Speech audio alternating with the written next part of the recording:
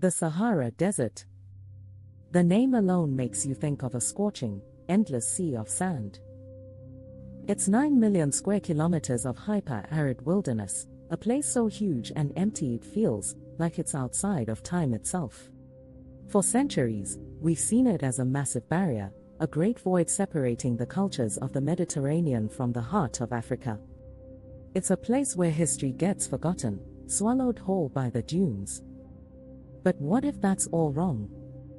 What if one of the greatest empires in African history wasn't lost to time, but was just buried? What if I told you that beneath those very dunes, our modern technology has revealed the ghost of a city, the skeleton of an entire civilization? Satellite images have uncovered something that people once thought was impossible, evidence of a kingdom more advanced, more complex, and more powerful than our history books ever dared to imagine. A kingdom that built an empire in the sand and then completely vanished. This is the story of the lost cities of the Sahara, a world hidden in plain sight, and a mystery that's rewriting everything we thought we knew about the ancient world. Section 1. The Eye in the Sky. So where does a story like this even begin? Not with a dusty map or a treasure hunter's diary, but with the cold, precise gaze of a satellite orbiting hundreds of kilometers above the Earth. In recent decades, archaeologists, armed with high-resolution imagery and ground-penetrating radar, have peered beneath the sands of the Libyan Sahara, one of the most inhospitable places on the planet.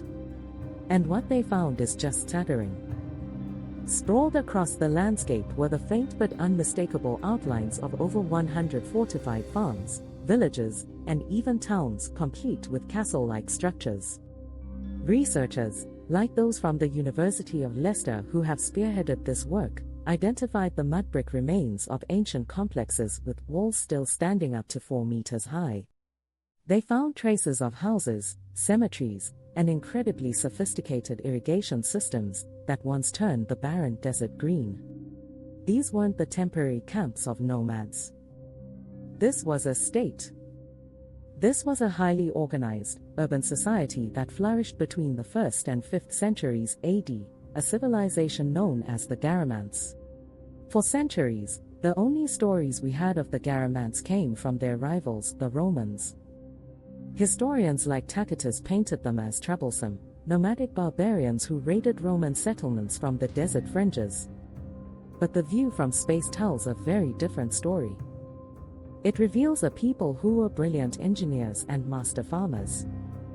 They built and sustained one of the first major urban societies in a desert that wasn't centered on a great river like the Nile. How did they do it? They engineered a vast network of underground tunnels, called fogaras, to mine fossil water from deep beneath the desert floor. This incredible feat of engineering allowed them to cultivate dates, grapes, and grains, supporting a large population in a region with almost zero rainfall.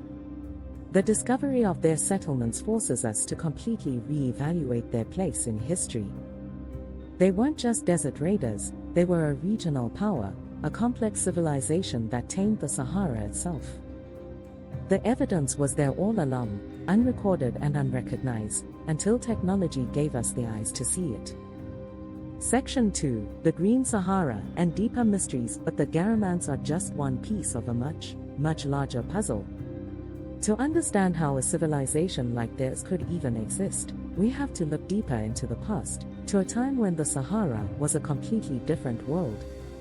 It's hard to wrap your head around, but for long periods, the Sahara was green. Driven by shifts in the Earth's orbit, a recurring climate cycle known as the African humid period turned the desert into a sprawling savanna, dotted with vast lakes and river systems. One of these, Paleolake Mega-Chad, was once larger than the entire Caspian Sea.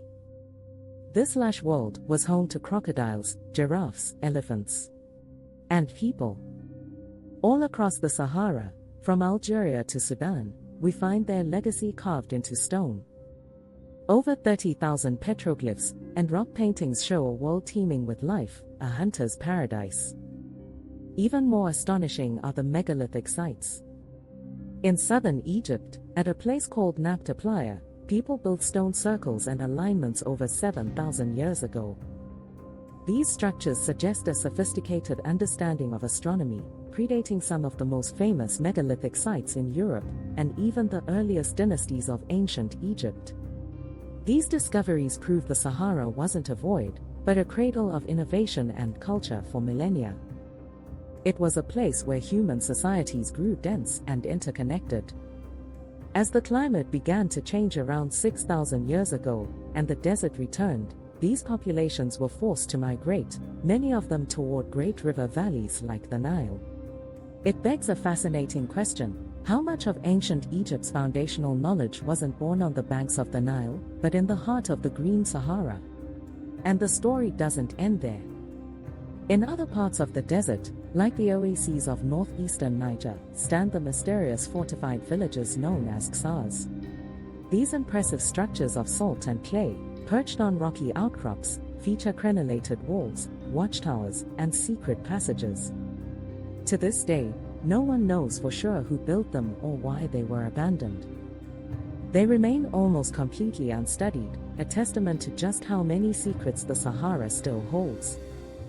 What other forgotten kingdoms are still out there, waiting for their story to be told?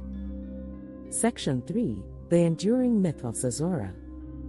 Science and satellites can show us the physical remains of the past, but they don't always capture the echoes that live on in myth and legend. And in the Sahara, no legend is more persistent, more tantalizing, than that of Zazora.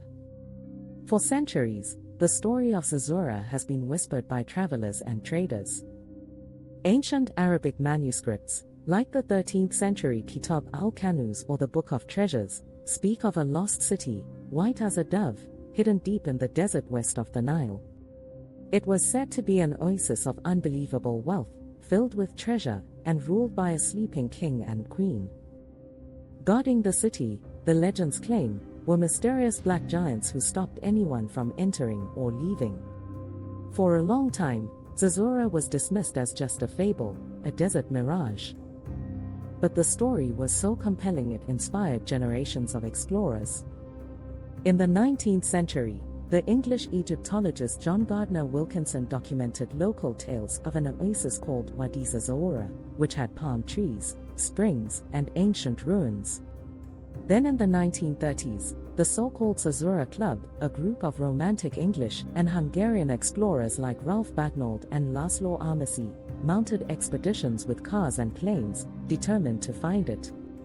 They never found a city of gold, but their search led them to discover a wealth of prehistoric rock art and unknown oases, proving the desert wasn't nearly as empty as everyone thought. Before we knew about the Garamants, the idea of a lost city like Zazora was pure fantasy. But now, you have to wonder, could the legend be a fragmented memory of a real place? Could it be a story, passed down through generations, of a real city-state like those of the Garamants, just embellished over time into a myth?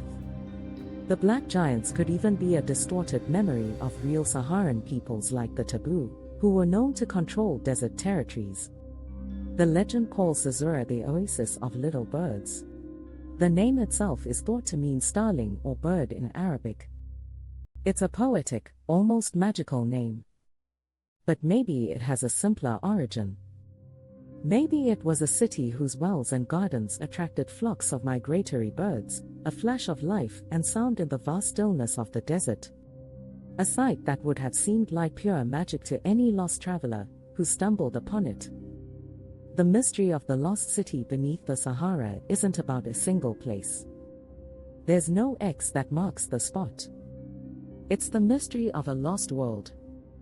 The incredible discoveries of the Garamantian civilization, confirmed by satellite imagery, have proven that advanced urban societies once conquered these sands. They are the fact behind the fiction. And myths like Zazora, once dismissed as fantasy, now seem like distorted echoes of that lost reality. They're the cultural ghosts of forgotten kingdoms, haunting the desert landscape long after the city walls crumbled to dust. We're living in a revolutionary era of discovery, where technology is letting us peel back the layers of sand and time. We're finding that the Sahara was never a void, but a vibrant crossroads of human history. The Garamans vanished as the climate shifted and their fossil water ran dry. Their cities fell silent and the desert reclaimed what was its. But their story, and the stories of countless other unknown peoples, are still out there. The questions that remain are as vast as the desert itself. What happened to the people who built the mysterious Xars of Niger? Is the legend of Zazura based on a Garamantian city, or on another kingdom we haven't even imagined yet? The sand is always shifting, and every year, technology lets us see a little deeper. So what do you think is the biggest secret the Sahara still holds? A single lost city of gold, or something even bigger? Let us know your theories in the comments below. And if you want to join us on more journeys into the heart of ancient mysteries, make sure to subscribe and hit that notification bell. The Sahara keeps its secrets well, but it can't keep them forever. And for every myth that's ever been told, there might just be a truth waiting to be uncovered. The search is far from over. What else is sleeping beneath the Sahara, just waiting for the sands to shift once more?